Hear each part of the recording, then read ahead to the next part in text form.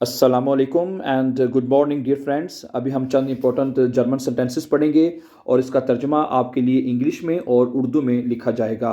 So these are very important and useful sentences. तो sentence number 1 देखें कि I would like to cancel the contract, कि मैं जो कॉन्ट्रैक्ट है उसको कैंसिल करना चाहूँगा।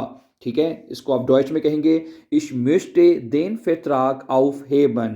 Ich möchte den Vertrag aufheben।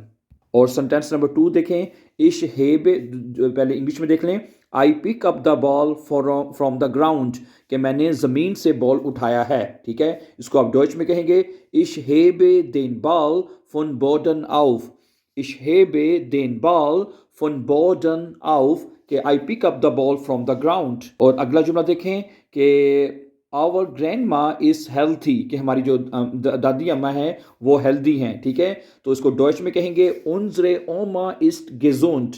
उनजरे ओमा इस्ट गेजोंट। और अगला जुमला है कि I am writing a letter, कि मैं एक ख़त लिख रहा हूँ। ठीक है, इसको आप डॉइच में कहेंगे इश फेरफास से आइनन बरीफ।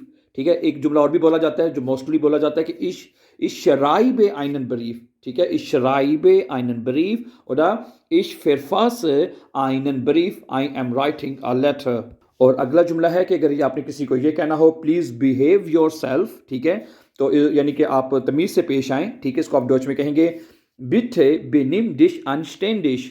बिटे बेनिम डिश अनस्टैंडिश, के प्लीज़ बिहेव योर सेल्फ।